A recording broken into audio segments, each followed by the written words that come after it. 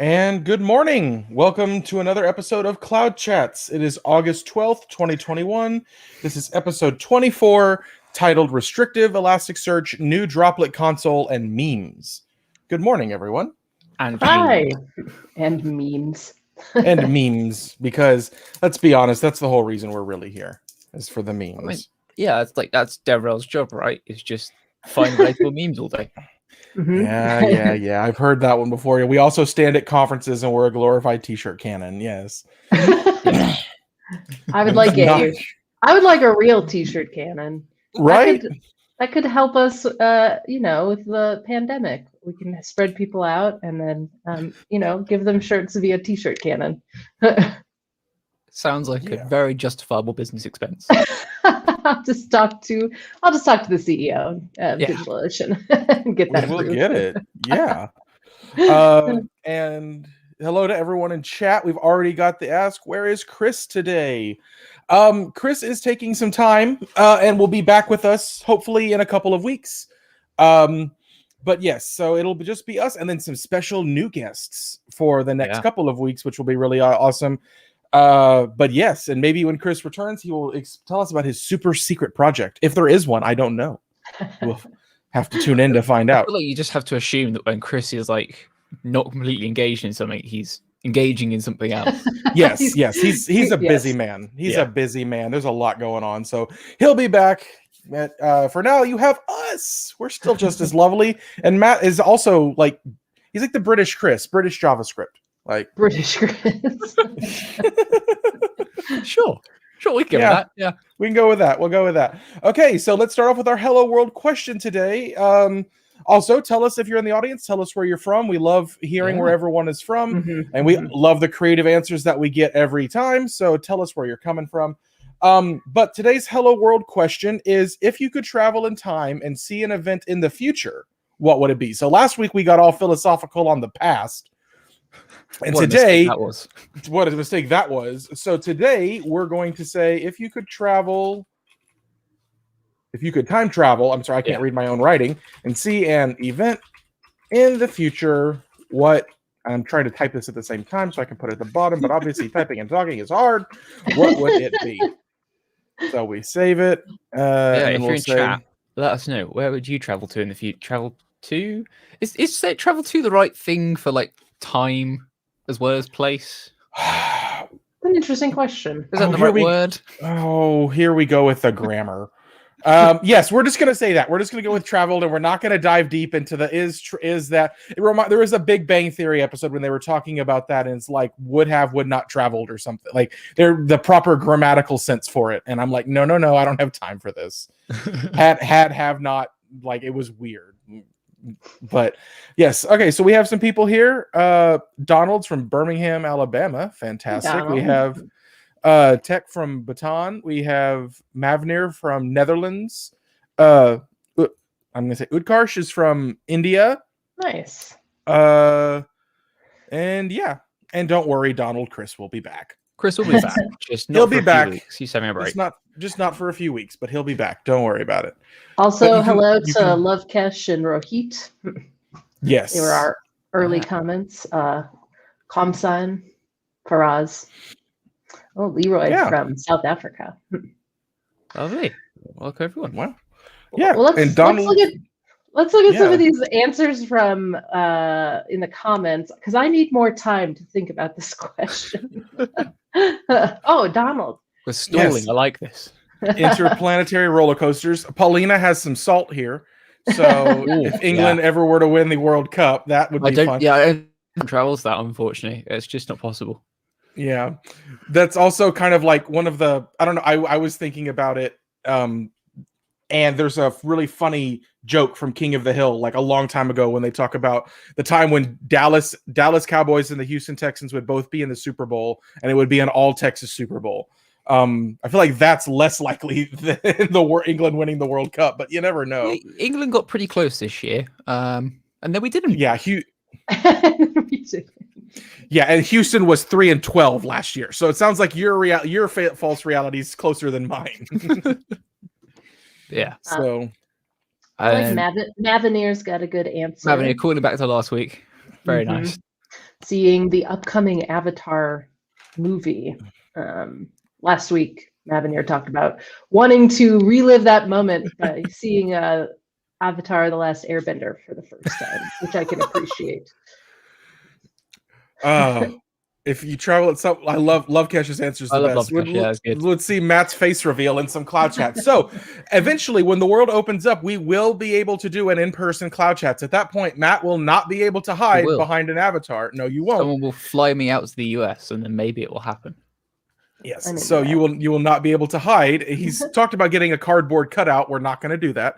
So if we ever have an Yeah, if I'm traveling to the US, that might be a bit expensive to take a full-size cardboard cutout with me. So you have to come to the UK, then I can do that. No. So either way, at some point you will see Matt's face. If we don't get to an in-person one by then, let's just say episode 100 will be Matt's face. I mean, I'm not committed to this. You just got committed to it. That's a year and a half, Matt. Like I like Rohit's answer here to move on from this subject. When AI is able to resolve my merge conflict, I'm into that. Yeah. When by merge conflict, you mean just delete the whole branch and start over? The amount of times I have just rechecked out a file from master and gone, you know what? I'm just going to write my code again. Yes, I've done that too. Yes, I've especially when there's small changes, I'm like, nope, this isn't worth the fight. Yeah. All right, we got to answer this question. Yeah, go ahead, Kim. You first. So okay. Actually, I would just go. I think 5 years into the future and just see what's up. See where we are with the pandemic. Hopefully, it's a memory of long ago. See what the climate is like. See where I'm at. Where do I live? What job do I have? So yeah, nothing too fancy, but 5 years in the future from now, and just see where I'm at. I like that. Yeah, so going to a specific place or place in time, we're just going forward a set amount of time. Yeah. Matt or Mason? You, Matt? So Mason's going to hate this because it's a space answer. I would like to go forward in time to the point at which, one, we've colonized Mars, and two, it's self-sustaining.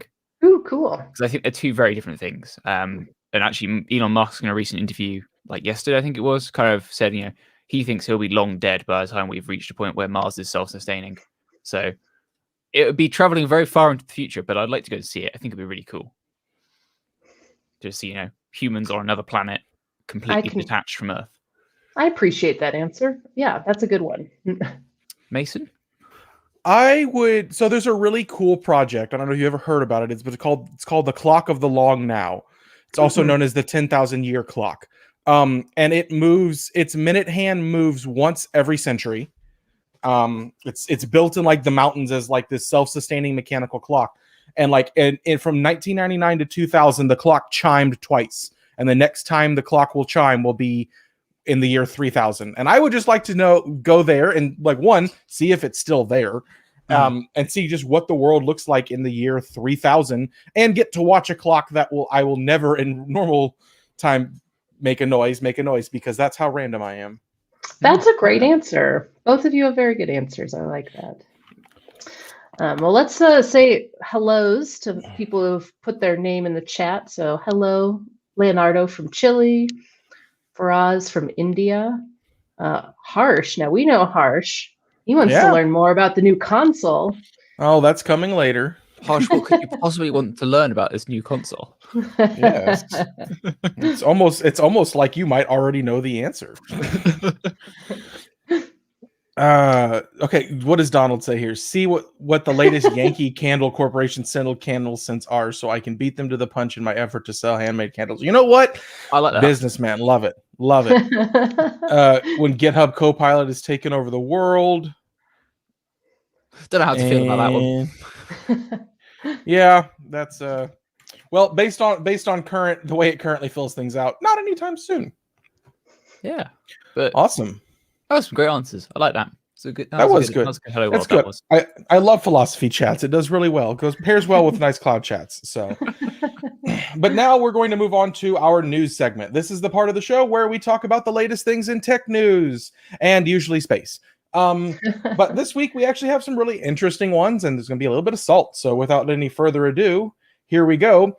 This last one comes out of what we can only say is the land of "I told you so," or "Who could have seen that coming?" Elasticsearch libraries no longer work with open source forks. It has been discovered that the latest libraries that are provisioned for the Elasticsearch do not work with the AWS version. For those of you that don't remember, Elasticsearch was in the news a while back for changing their license model to disallow large cloud providers to offer Elastic as a service, in an attempt to, I guess, make money, not offering an open source project and having someone offer it for money and stuff. And that's a debate in and of itself. But yeah, so it was discovered that they followed through and their latest libraries do not work. So now, at the end of the day, while two companies are fighting with each other, it's the developers that lose, because now you're forcing the developers to choose sides. Like they either have to either have to use AWS or they have to move forward, and there's not going to be any interoperability between the two. And it's just a mess. This is a mess. Yeah. And we've got the PR pulled up here. This is the Python library. If you go and look at their other libraries, there are very similar PRs to all of them. In theory, someone could work around this. I mean, it's an open source library and the checks are hard coded in there. It's not any secret space stuff. They're just looking for certain strings, essentially. So you could work around it. I mean, Amazon's probably not going to, because that's kind of a bit rude. But it definitely has not gone down well with the community. So yeah. No. This is going to continue to develop and unfold, but I think it's going to get a lot worse before it gets any better. Okay. Our next story is in the land of "I want a job." We are currently in the hottest job market for tech workers since the .com era. That is both cool and slightly terrifying. So currently, according to this report that came out, it is just like the competition between companies trying to hire tech workers right now is so high that it is causing recruiters to be very stressed out about it. And and we're even at the point now where we're seeing, on top of that, we're seeing this whole mass exodus of a lot of companies because the pandemic, not that the pandemic is over, but because as companies are requiring people to go back into the office, some people who have been, working remotely for a year and a half don't want to do that anymore, and they'll go find a job that will let them do that. So I think it's kind of like it's a perfect storm. It's a storm of, there wasn't a lot of attrition during the pandemic because people were rightfully scared to change jobs in the middle of a pandemic. Like that would be nerve-wracking. So, but the people that still didn't like their job and would have naturally left, it all kind of piled up at the door, if that makes sense. And then on top of that, there's now these policies of people wanting to work remote and not wanting to take a pay cut for it, which they shouldn't have to. And it's just, there's all of these factors. And now if you're looking for a tech job, it's a great time to apply. Yeah. Yeah, I think I'm looking at this part of the article that's sort of describing how companies are having to offer more perks and benefits to employees, and that only 17% of technologists want to work in an office full-time, while 59% wanted remote and hybrid approaches. So that tracks with my own experience. I would actually love to have an opportunity to go to the office once or twice a week, because I've been cooped up at home for a year and a half, but I like working remote.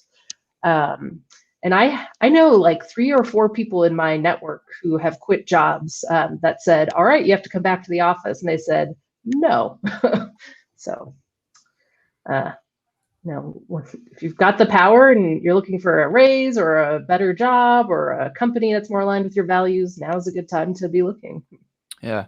I think there was a viral tweet that went around yesterday. I'm not sure if this is strictly related to this, but I think it was an Amazon recruiter reached out to an engineer on LinkedIn, and the engineer kind of didn't dismiss the recruiter, but kind of just, in other words, said, "Tell me more before I'm going to say I'm interested."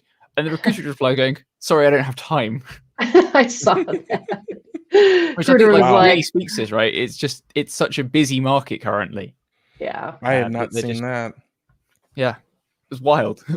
I mean, I imagine it was actually just a recruiter slipped up, but it feels very related to this at least. I think if there was an office near me, I would consider going in, but I will no longer base my living location around the corporate headquarters of the company that I work for. So, like, I would love to go back to the New York office and spend a week there. I guess if we were talking about like hybrid, I would go spend a week or two in an office, but I would consider myself 99% remote. Mm-hmm. If for some reason we decide to build an office in Austin, I don't know why we would, but if we did, I would travel there maybe once every week or so. But like I live 30 miles outside of the city now. It would be an hour drive for me to go there. So anyway, so if you're looking for a tech job, it's a really good market. And if you're looking for a full-time remote job, may I remind you that DigitalOcean is a fully remote company. It's a remote first company, and you want to work with us. So Nice come join the fun. I know I did that. That one slipped in like real well too. That was brilliant. So, do.co/jobs. do.co/jobs. Lots of cool stuff. Our next story comes out of the land of cute little trash pandas. You intro it the same way every time. What? Every single time we have a Mozilla or a Firefox update, it's the same line. Well, I will try again next time, Matt. I mean, I like it though. Also, did the sound effect come through this time? Cool. It did? Did it? It came through my. Yep. Oh yeah, okay, yeah. Okay, there we go. I had the wrong input selected. Anyway, so Firefox 91 has been released and is doing an HTTPS first policy, forcing private browsing windows to attempt connection over HTTPS first. I actually thought they already did that. 10 to 20% performance improvements for user interactions with catch-up painting. I don't know what catch-up painting is. So it's just way like this, literally how pixels are painted on the screen. Instead of like painting the whole thing, you just paint the bit you need to. And it just means the user interactions are now much faster when you click on things. So that's cool. Yeah, and then it's HTTPS first policy. I agree with you. I think there have been some stuff on this before, but this now includes private browsing. So if you're in a private browsing mode on Firefox, it won't let you accidentally slip up and go to an insecure website first. It will try doing secure connections first. I think the other bit of the update we haven't mentioned here is that there's improvements to how Firefox is handling cookie clearing. Yes, I saw that. I haven't read into it much, but they're doing a better job at cleaning your cookies now. Looks like they've developed a way of storing your cookies so that cross-site cookies, when you clear it from one site, it also clears from like other sites. Okay. So, Ooh, that sounds interesting. Yeah, I couldn't read this fast enough to be able to summarize it for us, but it looks really interesting. Actually, they sort of go into the technical design decisions. So take a look. Yeah. And if you're in Scotland and speak Scots, there's a new locale supported in Firefox now for Scots. So that's also quite cool. Cool. Fantastic. And our next story comes out of the land of cloud PCs, which brilliant. I've been waiting for this for years. So Microsoft has had to pause its free Windows 365 cloud PC trials after a large amount of demand. If you have not heard about Windows Cloud 365 Cloud PC, it's basically you stand up a desktop in the cloud using like with this much RAM, this much CPU, but now instead of like what you have been able to do before, and then you would in the past you would RDPN using just the remote desktop protocol, but now it seems like they have it completely through a browser, so you can have Windows 10 streaming from a browser back to a remote desktop, and there's been such a high demand that they've had to close down the free trials. After launching it earlier this week. Yeah. After launching it earlier this week. Yeah. And we're finally here. Like I've been waiting for this for years, and we're finally here. And it's really exciting to have the idea that because there are some times that you need another operating system. Like there's times that I need Windows and the ability for me to be able to, like, even if I want a fresh install, like as someone who writes tutorials and I want a fresh install, having to fight with Hyper-V versus me just getting a desktop would be pretty nice. I see that benefit to it. I very much see this as benefit in the business world, where like if you bring on a new employee, you just provision them a cloud desktop with an image that already exists, and it's super fast compared to having to, provision a real system and get it all set up and everything. But as a home consumer, this doesn't feel right to me. I don't want my PC to be a subscription. Yeah, I guess. I probably wouldn't use this for home consumer space, but like this will really help out people. Yeah, no, I mean, honestly, people who have Chromebooks now can have access to Windows on a Chromebook. That's pretty nice. So I don't know. I don't know if I will ever actually use it. I would like to, but I mean, right now I've got my workflow, but it's cool to see that we're taking one step closer to everything being in the cloud. It also just makes it more accessible. Seems like for like professional settings, like working exclusively in a browser is the way that we're going. I mean, we'll talk about it at the end of the day, but at the end of the cloud chats, but GitHub released their new dot feature, which opens up a VS Code browser. And it's pretty impressive. Yeah, pretty much. I want to play around with this. I'm going to pause the free trials so I can try it. Unpause. And our last story today comes out of the land of really large spaceships. Really large spaceships. I'm going to let Matt talk about it because I read it and I didn't understand it and I don't care enough. So Matt, talk about it. So as you can see on the screen here, SpaceX made a rocket. It's a very big rocket. That's one of the world's biggest cranes holding the rocket up. Wow, really? So what you can see there, the bottom half, the silver half, is Super Heavy Booster 4, which is a rocket booster, get the rocket up into orbit. And then you have, on top of that, Starship Ship 20. Yes, it's a double ship. Don't ask about it. And it's covered in heat protection tiling, which is why it's black. And this is, as far as I know, the world's most powerful rocket ever assembled. Wow. Was assembled. They have since taken it apart. They put it together for like literally 15 minutes to check that it actually fits together and to do some photos. They have now taken it apart. I think Elon tweeted earlier today that they're planning to put it back together on Monday again. And they're aiming to get this into orbit later this year as the first test launch of it. Wow. Which would be really cool if it happens, because this whole configuration has never launched before. They've static fired both halves of it, but not put the two together. I predict an explosion. Dang, there's some videos here I should take a look at. Yeah, so there's been a huge, I think probably the most covered space development ever, this whole Starship saga. Wow. So yeah, there's a lot of videos on it. To your point about explosions though, Mason, Elon did say, if this explodes, it won't really be an explosion. It will just be quite a satisfying fireball. Aw. It's too big to make a nice big explosion. Oh, it just erupts into flames. Yeah, that sounds counterintuitive, but okay.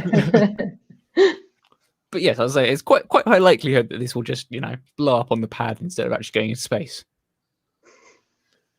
But yeah, there you go. That was space news. And yay, as always, we start with tech and end with space. So, and now it's time for our game of true or false. Woo-woo. And as you may have seen on Twitter yesterday, someone actually got their semi-sticker pack and tweeted about it. So that's exciting. So, True or False, if you're new to this segment, is a game that I play with my co-hosts and with you. By logging into Kahoot.it and entering in this pin, you can compete, and the first place winner will win a Sammy sticker pack at the end of this, and I will mail that out to you. So, if you're wanting to play along, go ahead and go to Kahoot.it and enter in the pin 819-9006. And today's theme is a really fun one, and there's also going to be some turmoil, and we'll deal with that when we get there. But today's theme is tech mascots. How well do you know tech mascots? I like this. I also will say that all of these facts have been verified as true. Good. Or I false. would hope that's the case for or false quiz. Yes. And I might completely change your world today because one of the questions in here blew my mind. So you'll have to deal with that. So we're going to start. The first question will be super easy to give everyone a really quick win. Okay. And then it's going to be all downhill from there. So this might be one of the hardest ones I've ever made. Be prepared. Kim, please take us away with the word of the week. I'm so excited that True and False is combining our animal true and falses and our tech trivia true and falses. It's just beautiful. Perfect storms do happen. All right, so the word of the week, we do this every week to give people time to get themselves added to the Kahoot. The tech word of the week is MAC address, MAC address. It stands for Media Access Control Address, and it's an identification number that identifies a piece of hardware on a network. MAC addresses are generally assigned by device manufacturers and are sometimes called burned-in addresses. But they are ID numbers for your hardware, I think is the best way to say it. Matt and Mason, tell me what you know about MAC addresses, or a time you had to think about a MAC address. Having flashbacks to like my networking courses at uni now. Yeah, I literally was like, MAC address, that's a layer 2. That's layer 2, right? It's the data link layer. Yeah. Yeah. They're globally unique, right? They are globally unique. Yes. Yeah. They are not. They are, yes, in theory you can't. They're not transmitted and across the network. And doesn't ARP find stuff by MAC address? Yes. ARP is the protocol to find things by MAC address, which is so much fun. Before TCP/IP, that's what they did. Yeah, it's like, obviously, IP addresses can change. Anyone that's ever worked in networking at all will know that an IP address is, completely floating, not attached to a device. But a MAC address is burned into each networking chip. So, like, actually, if you have a laptop, you probably have multiple MAC addresses. You have one for your Wi-Fi chip and one for whatever Ethernet controller it also has. You can also buy dongles, like buy a USB dongle and plug it in, and that will have its own MAC address. It's really neat. It's cool that we can still maintain uniqueness after all this time. But yeah, and there's a lot to it. Like you're right. I'm having what? What is the address limit on MAC addresses? That's a good question. I don't know. At what point are we going to run out? It's 48-bit. So 281 trillion possible MAC addresses. Whoa. So we will hit that one day. I'm sure. That can be in the future, I will travel to the point where we run out of unique MAC addresses. Oh my goodness. Yeah. We'll travel to the point where we run out of like IPv6. That'll be funny. Oh. Just if we had just made IPv4 48-bit in the first place, which was a draft of the spec, we wouldn't be having this problem right now. All right. Thanks, y'all. Looks like we got a lot of people ready. I think we're gonna go ahead and get going. If you join in late, you can still join in at any time, even if you join in late. You won't be able to get the past questions, but if everybody does really bad, who knows, you might still be able to win. So let's go ahead and get started. And today's theme is tech mascots. So let's talk about some tech mascots. And I have the wrong date on there, but I don't care anymore. Here we go. It's the 12th today. First one, easy question. The DigitalOcean mascot is Elva the eel. I'm giving everyone a freebie. If you get this wrong, you either really hate stickers or you learn something new. If anyone from DODX is watching, can we have a mock-up of Elva the eel? Yes, Elva the eel, please. Okay, the people that said true are either being snarky or I don't. Okay, we're just gonna leave that one alone. Troll, you're not gonna get stickers. You're not gonna get stickers. You can troll all you want, but you don't get stickers. Next question: the cute mouse. This cute mouse is the mascot for KDE. Is this the KDE mouse? What is KDE? So, meta question. This looks more like a rat than a mouse. Whatever, Matt. I don't have time for your answer the question. KDE is the GNOME, not the GNOME desktop environment. It's a desktop environment on Linux.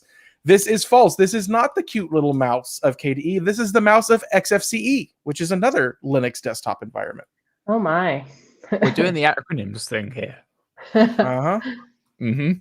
Next question. Wilbur is the name of the GIMP mascot. Is this little guy's name Wilbur? I like that he has a paintbrush in its mouth.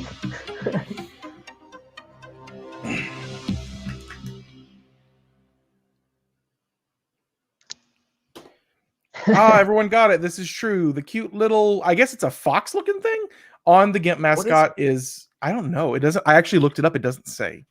Doesn't it? It just says Wilbur. It does just say Wilbur, yeah. Diligent Falcon on top. You're doing well. Yeah, got that first question, hardest one of the day. Oh, we should acknowledge here, speed is important in your answering. Speed is important. It's not about just getting it right. It's about getting it right and quickly. The OpenBSD mascot is a cartoon demon named Beastie. Is this the OpenBSD mascot? Was that one of the questions in the... It was. Let's see who was paying attention. Okay, it was in the questions prior to the stream. Oh, it was in the question prior to the stream and people still got it wrong. This is false. The OpenBSD mascot is not the cartoon demon named Beastie. Beastie is the mascot of FreeBSD. Puffy the Pufferfish is the mascot of OpenBSD. I like the naming. Puffy the Pufferfish. Yes, Puffy the How Pufferfish. They're Canadian. The original mascot for Mozilla was a red Tyrannosaurus Rex. Oh, that's looks familiar. Is this true or is this false? The original mascot for Mozilla was a red Tyrannosaurus Rex. Do Firefox and Mozilla have different mascots? I think perhaps we'll find out. This was true. So yes, the original mascot for Mozilla was a stylized red lizard that eventually became a red Tyrannosaurus Rex. And then whenever it became more of an open source and then Firefox became the dominant thing, then Mozilla just adopted the Firefox logo to go along with it. But the original logo was that red Tyrannosaurus Rex. All right. Oh wow, Diligent Falcon's falling, but Noble Alpaca's coming up. But nope. But Captain Alpaca down here at the bottom has 4 correct answers in a row. But obviously not your question. Yes, you can still join. Just go to kahoot.it, enter the game code, and you still have a chance to win. We're only halfway through, so yep. If you nail the answers to the next ones, you still have a chance to win those stickers. I'm doing very poorly, so am I. You have a chance. This is great. I love this. Okay, I am enjoying torturing you all. It is what brings me joy on Thursday mornings. Next question. Gecko or Geeko, the Suzy logo is an animated gecko. Geeko, the Open Suzy logo is an animated gecko. It was hard to say. Suzy or Seuss? I've always said Seuss. I don't know. I've always heard. I've heard Suzy. Okay, maybe I'm wrong. I don't think anyone knows. I bet you could do either or. This is false. For those of you that know your animated lizards, Geeko is not a gecko. Geeko is a veiled chameleon. Oh man. I told you it's a bad day for y'all, and it's only getting us on the details. It's only gonna get worse. Next question. The Rust mascot is a cute little crab named Ferris. So Rust like mascot 2 things to parse. Is the Rust mascot this? Or is it named Ferris? Isn't ferric? That's what makes things rust. Is ferrous iron. Oxide. Yeah. I got it right finally. This is the only one I've gotten right since the Sammy the Shark one. Nice. Oh well, I actually inputted it improperly, and it's supposed to be false. But I'm sorry. I got it wrong. Ferris is not considered a crab. We can call it that, but he is a rustacean. All right, Rust people, go sit in the corner. No, honestly, I literally read that yesterday, and I was like, I'm gonna go learn Rust. This is the cutest thing ever. Okay, so apparently, it doesn't matter. I inputted it wrong. So right, we're gonna have mascots. False. Can we set some rules here? We're gonna have mascots. It has to be a real creature. No, that's not at all. Clip-It was the name of a often misunderstood paperclip who tried to help you in Microsoft Word. Oh, that is a really sad sentence. I love Clip-It. That's like I don't know, an intro to a movie almost. Just the misunderstood paperclip. And this is true, where some people may have gotten little bits. This is the one that blew my mind. Is his name is not Clippy. Clippy is his nickname. His original name was Clippit. I did not know that. I had to reevaluate my entire life. I'm doing that in real time. Yeah, his name was not Clippy. His name was Clippit. I also don't know what their gender was. So Clippit or Clippy was introduced in 1997. Oh, Clippy. Oh, Clippit. So is there like a Pokedex of all the mascots? No, you just have. There is a Wikipedia page with some of them, and then there's just Google. I and expect this is more true. of a tech world. We should have a single place. Yeah. Microsoft Office 1997 was when Clippit was introduced, and the poor little devil was discontinued in 2003. Dang, 2003. Also, fun fact, you could change his appearance as also a cat or a dog. I used to do that back when I was in 4th grade. I also used to do that. Microsoft Bob, right? Yes. Yeah. Actually, I would have been in 6th grade. We used to have laptops in like one of our rooms, and that's all I did was mess around with Clippit. Noble Alpaca, you're doing great, but Jolly Hawk's on the way, and we've got one left. The Darwin logo is a platypus with a pitchfork. Darwin, like the apple? Yes. The old Apple Darwin logo is a platypus with a pitchfork. It's It very feels like Disney confusing gone wrong. to see a platypus with like a devil costume on. This was true. The old Darwin logo was in fact the image you just saw. It was a platypus with a pitchfork. If you notice, the pitchfork was red and he had little beastie horns. Darwin is based off of FreeBSD. Oh. And so that is a nod to its FreeBSD origins while also having a platypus. I appreciate that. It was really nice. Who wins today? 7 out of 10. Jolly Hawk, third Good place. work. 7 out of 10. Lovely Ant, 6 out of 10, but quicker. Oh, but 6,722 points. That's a lot of pants. Noble Alpaca, you win. Outstanding. Good, awesome. So Noble Alpaca take a screenshot. I'm gonna take a screenshot of your screen and email Mason at DigitalOcean.com. I need to start typing this out before I do this. Include everything I need to send you something. Your full address.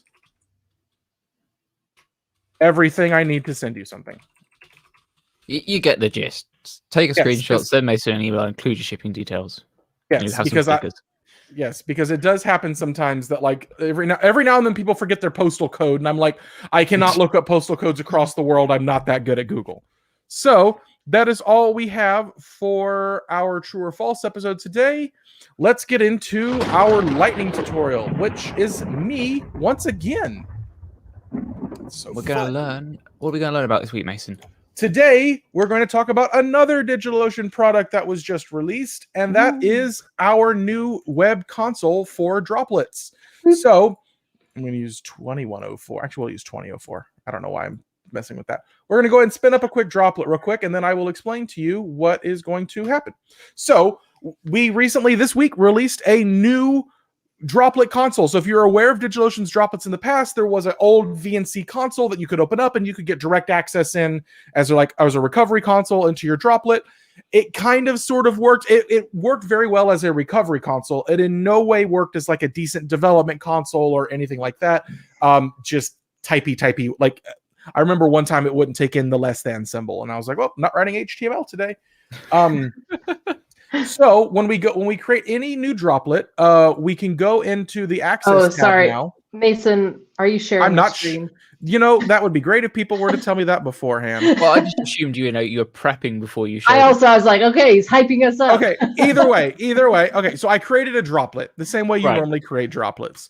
So when we go into the access tab, there's now this new Droplet Console. So as you can see, we still have our recovery console. So this Droplet Console runs off SSHD. on port 22. You have to be running on port 22 for this to work. But you still have the recovery console in case you're like me and you accidentally sometimes kill SSH. So we click launch. Ooh, yeah, nice. it happens a lot. So we click launch the Droplet console, and we have a root. This is a root console into our thing now. Now, one of the other cool things you can do, and I'm going to do this really quick. Add Sammy. Crap. Actually, no, that should work. It's either I always miss up user add and add user because I want to be able to like input the password. But you can log in as other things. Let's see if this actually worked correctly. Yeah, okay, that's because I didn't set up the whole path. That was my fault. That's if you don't properly set up a user, that's your fault.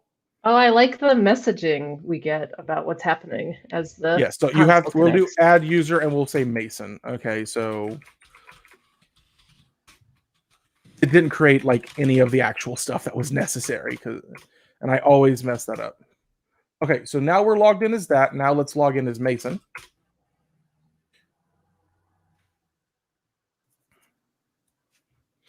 And it logs me in directly as that user. Now, you may be wondering, how does it do this?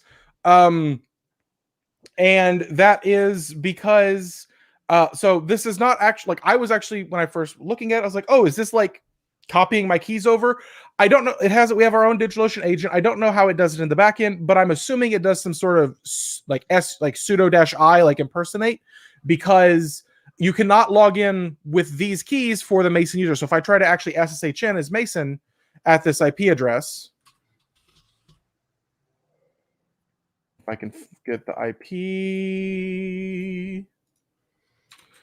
it will not work because it does not actually add that root key. But if I log in as root, it does let me in. So whenever you're logging in as another user here, I'm assuming it does some sort of like identity management there, and that's really awesome. This is available for all droplets. Now, you only get it by default if you create a new droplet recently, but there is an agent that you can install if you want to install this on your devices, so you can continue to do this. And if you want to do that, that is great. There's a blog post on the DigitalOcean website, which we will link to by the end of the show, talking about the announcement of the new web console. But yeah, that is pretty much our new web console. As someone who who teaches and goes to like different places and has to teach students about it, SSH is always a huge barrier, especially when they have Windows machines, because then we have to talk about PuTTY, or now we have native SSH, but that's a lot. Just having this is going to make my life super simple from a teaching standpoint. Also, if I'm like traveling and I don't have my machine that has my SSH keys on it, now I can access it from here, and that's really awesome as well. So. Yeah, speaking of like doing work in the browser, that's a nice feature. It is. It definitely is. And that's all we have today for Lightning tutorial. We have a real quick question, Love Cache. We have no website review today. No, that will be cycled back in the next couple of episodes. We tend to do a different segment. We call it segment 4, which is the section coming up next. And we cycle through that. So we will be doing probably website reviews at a later date. Yes, Harsh, this new console is great. The PM who pushed for this was amazing. We should all be really grateful of the PM that did this. I know. I was super excited for it. It's a feature I've been wanting for years. That's the one thing that concerned me when I first heard about it was like it runs on SSH. But obviously, recovery console is still there. So if you completely break your droplet, the old VNC console is still there. It doesn't use SSH. So you can recover things that way.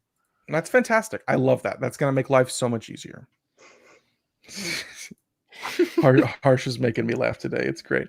Okay, and now we're moving on to another segment, and it's time for the wonderful memes. Ooh, memes. I have to share my screen again. Oh, but first, let me... Oh, I never know how to present in... This is a good theme song for Mason, remembering how to do Google Slides. Quiet. Nah, I do not need the snark today. Okay, so this is our new segment, which is called Old Man Yells at Cloud. It's a wonderful segment where we go through and we find all of the latest, funniest developer memes that have made us laugh, and we yell at them because they make us feel old or inadequate. So, Here we go with Old Man Yells at Cloud with our first meme. This one is directly targeted at Matt. Yeah. Mason, can you stop the music? I can't concentrate. I am glad, and people are even commenting about it. That's how you know it's perfect music. But yes, this meme is it's pretty accurate, to be honest. You know, I turn up to this show once a week on a Thursday, dropping whatever I was working on beforehand. Quite often production stuff. Yeah.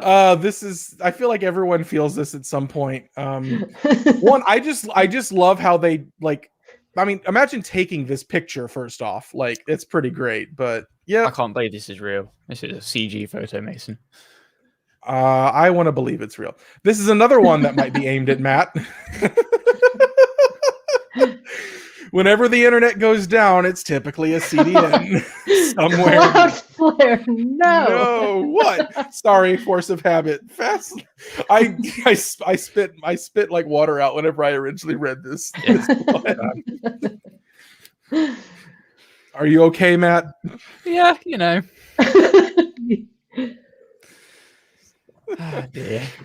Okay, but, you know, when one of these goes down, it's always interesting to see just how much the internet is going through one of these providers. Oh, that is true. Yeah. There's 8 companies that control the internet. Oh, this is one I found on Meme Netties. It's a little cute chipmunk who says, "Oh, this is fun," and they picked up Docker, and then they're like, "Oh, Kubernetes," and then they get crushed by the weight of all the technologies in the CNCF portfolio. That is honestly how I feel about the CNCF stuff all the time. It's like, if I could just do Docker and Kubernetes and nothing else, I'd probably be okay. But you can't. There's like 6 trillion other things, and it's just so. You know, I'm one further than that. I'm quite happy with Docker. Kubernetes, you know, do we really need it? Don't need to worry about it. Not everybody needs it, yeah. It just, you know, Docker on its own is fine for me. I don't know. If you're running Docker in production, I feel like an orchestrator helps. Now, whether or not you're using Kubernetes or HashiCorp's Nomad, Mesos got put out to pasture this past year, so it's not really a thing anymore. Honestly, I liked Docker Swarm and Docker Compose, not going to lie. You know, back in the day, Docker Swarm was good enough to maintain a good amount of stuff. So it is pretty interesting now. Yeah. Next meme. I also found this one. It's a cat who looks kind of sad, but it's got a birthday situation. It says, when the build finally runs after 8 hours of tinkering around. Yeah, Toon Army Captain says they got their K8's Docker Flask app running on DO for the first time today. Is this an accurate representation of your experience? I feel like we've all had that experience there where you have like your CI/CD system and it's like red, red, red, red, red, red, red, red, red, green. Like Yeah. The funny thing is that everything that I've ever said when I've watched that happening cannot be said live on air. No. So the second bit of this, right, is just you start tinkering and you don't realize that 8 hours has passed. Yes, it works. You look at the time and you just realize you've wasted an entire day getting something to build. This reminds me of the XKCD when he's talking about installing BSD on his desktop, and he's like, if I can just, and then it keeps passing. It's like, if I can just get the recovery partition, okay, the desktop is a lost cause, but whatever problems have now gone on to the laptop, maybe we can fix those. It's like you just bury yourself in a hole. We need to start including some XKCDs and make sure we attribute them. But I like that. One of my favorite things about pivoting into the tech industry was I read XKCD before, but I didn't get like 30 to 40% of it. And now I'm like, I get it. Yeah. Randall Munroe is a genius that we don't deserve. I own all of his books. Yeah. If you've never looked at the books like What If and How To, and there's like the one like that's like how to like be the best pole vaulter. Oh yeah. Or no high jumper. And he's like, if you just do it wearing the right amount of wing gear and the right updraft, you can high jump up using a paraglider all the way up to 3,000 feet. I'm like, yeah, because that's what I needed to know. Okay, I want everyone in the chat to admit is Is this you? And if it is you, please use this as a reminder that documentation is important. Never. Yes. I will always be that cat who's like, Oh. I think I can figure this out on my own. That cat is reevaluating all of its life choices right now. It is not happy. Yeah, I know. Oh, here we go. Oh, This is me when it comes to CSS. Oh my god, same. Like nothing has ever made me rage harder than trying to make things look good on the web. So it's a person saying GitHub Copilot will never be able to replace me, and someone says it can center a div, and then there And then is the guy has an existential crisis. So yeah. because GitHub Copilot can center a div, but I can't. So I can after some Googling, but I'm always like, why don't I know how to do this? Aw, little Grogu. this one's hilarious. It won't be my fault. Yep, you're the last one who touched it. It's your fault now. Me watching a senior dev merge my pull request. It won't be my fault. It won't be my fault. It won't be my fault. Oh my goodness. Yeah. It's like, haha, you didn't review the code properly. It's your fault now. The inverse of this is so much worse, you know. As a senior dev, you're responsible for that code. Yep. The stress of having to review it. LGTM. Yeah. Oh my Looks good to me. god. I hate that. Those are the for those of you that don't know, that's looks good to me, and it comes up a lot. Nowadays I just do a rocket emoji.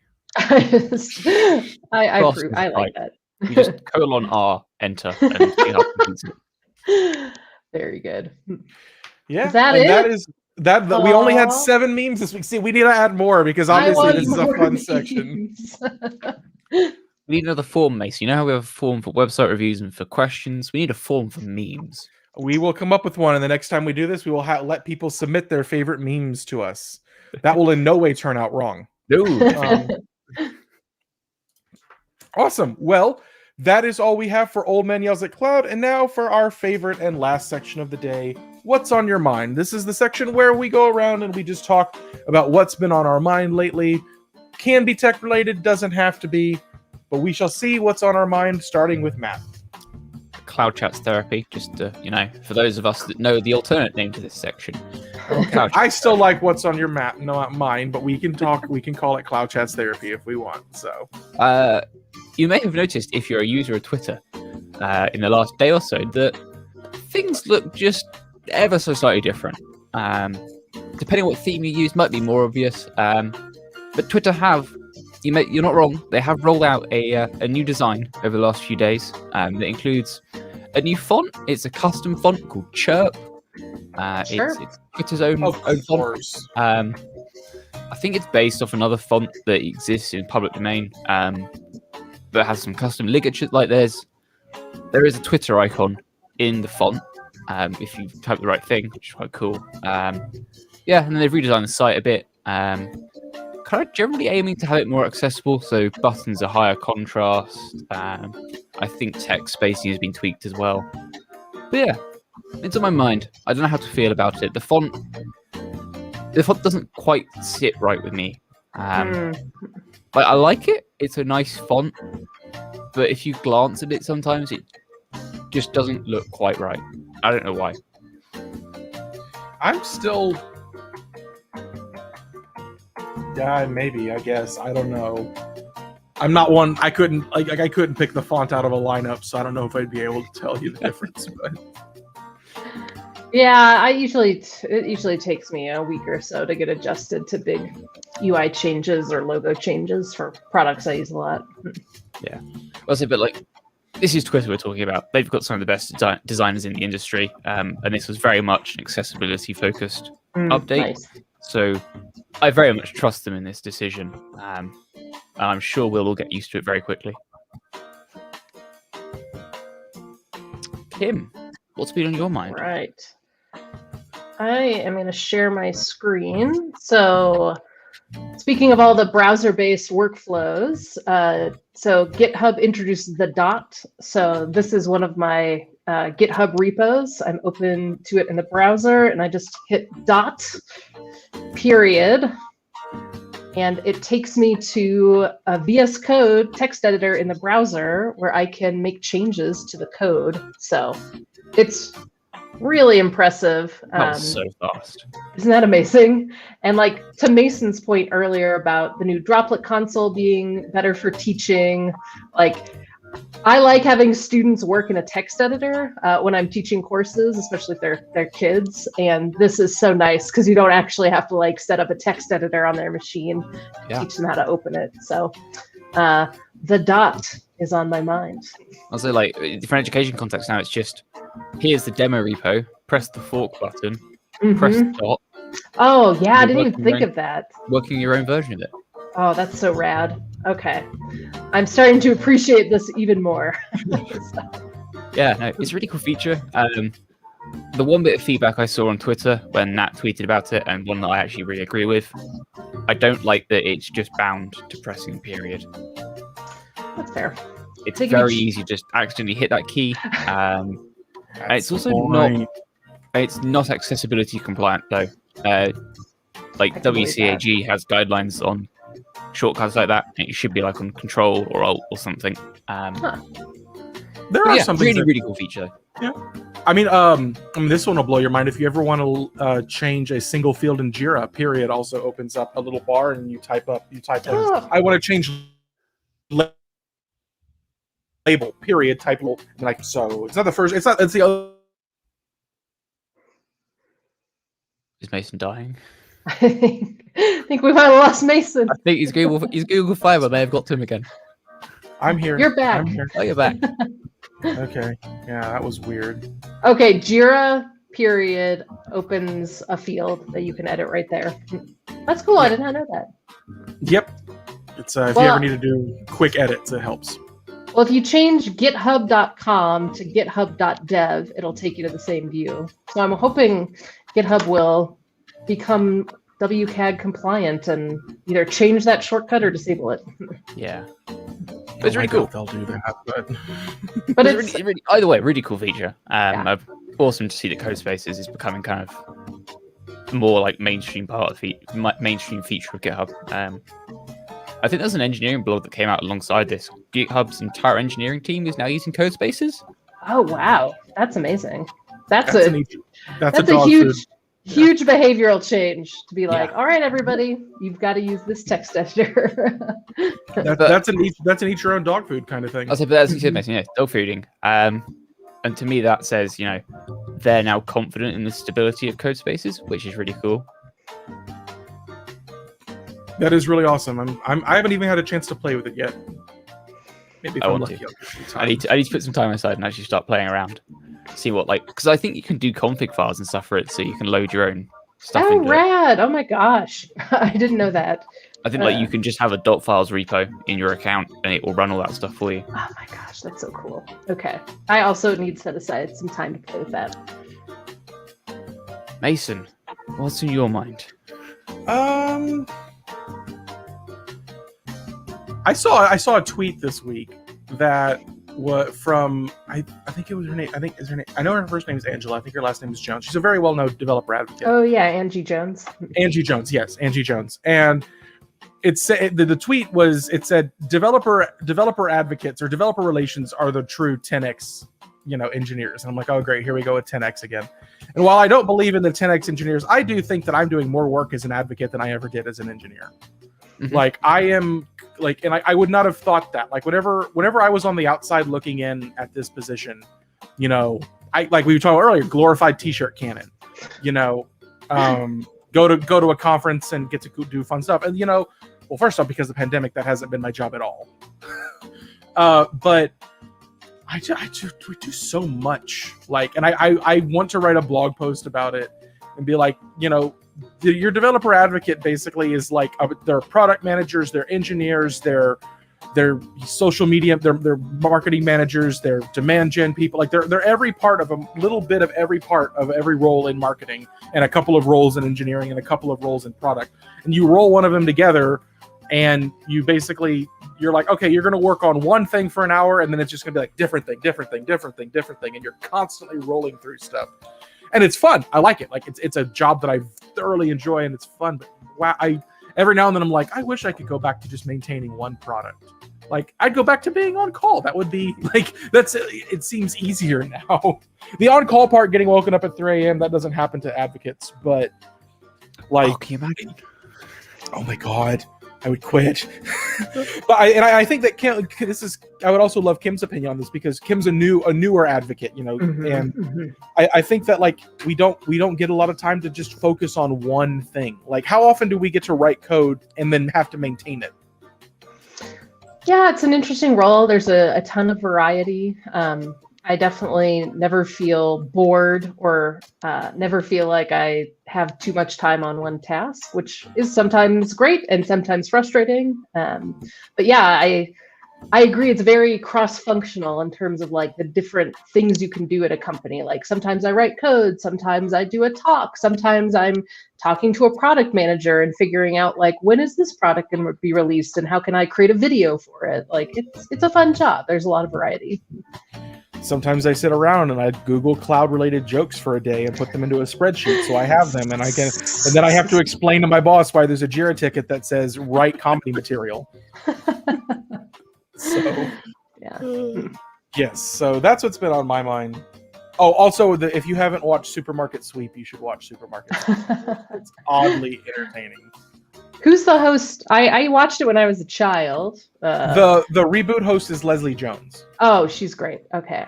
She does a really good job, and they do 2 sweeps per episode, which is pretty awesome. Like it's 45 minutes, and they do two full shows. Matt, are you aware of this show? Supermarket Sweep, or whatever it's called. Yes. There is a Yeah. UK version too. Yeah, I'm aware of its existence. I don't think I've ever watched it. it's pretty fun.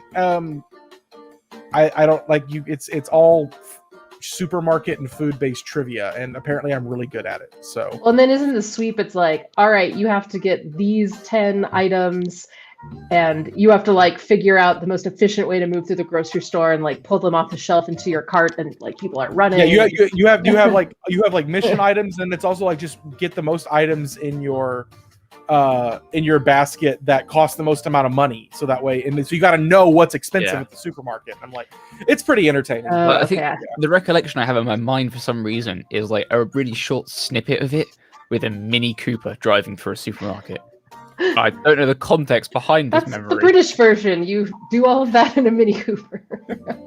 But I just have that vague recollection of like a Mini Cooper crashing into a supermarket. I mean, it could have been a Top Gear bit as well, but I don't know. It sounds more like a Top Gear bit than it does a other one. But yep, that's what's on my mind today. I guess we'll move on to upcoming events. We're actually really early. We only had 5 news items this week. We did. So. You told me to keep the news short, so we kept the news short. Well, true. You know how it works. Honestly, if we get a little bit of time back, it's fine. And true or false went a little bit quick today too, because there wasn't a lot of explanation to the things. I still want to see someone make a Pokedex of all the tech mascots. Oh, I So, like that. I'll throw that out there into the void for the tech industry in general. Someone make it. It would be pretty fun. Okay, so upcoming events. Next week, Chris is doing a tech talk called Getting Started with VS Code. So if you missed Chris, I know a couple people did in the chat, you can and want to see him go talk about VS Code. His tech talk will be on August 18th. And I think it's at like 11 a.m. Eastern. I'm sure the link will show up in the chat momentarily. And then next week, we will be having a special guest. Brooks Patton of Brooks Builds will join us as a co-host next week. So it'll be myself, Kim, Matt, and Brooks. Yeah, So- I want to plug Brooks. Brooks is a former coworker and friend of mine. He streams almost every morning as Brooks Builds, and he is learning Rust. So I was chuckling at the Rust mascot, Ferris. But Brooks is really cool. He's an unbelievably good autodidact. Like, he's amazing at teaching himself new technologies and setting up structures to hold himself accountable. And he's moved into a leadership position recently, so we can talk a lot about what that's like. And he's just a nice guy, and he's fun to talk to. So join us next week for that. Sweet. I look forward to it. Oh, This could be good. Awesome. is it And time? now it's time for It's our time. joke of the day. Are we ready for the joke of the day? Heck yes. I mean, never, Okay. but yes. Yeah. Why are assembly programmers always soaking wet? I don't know why. Because they work below sea level.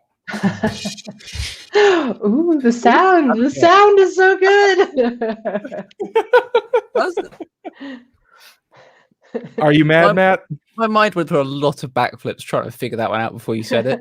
I was not expecting that, but it was good. Sea level, yes. Well, thank you everyone for joining us this week. It has been another episode of Cloud Chats. Next week we'll be back with our special guest host, and we even have one for the week after that. Ooh, spoilers. Yeah, spoilers. So it's looked great for having y'all here, and we hope to see you again. Same. Poor Mason. Same time next week. We'd love to see y'all then.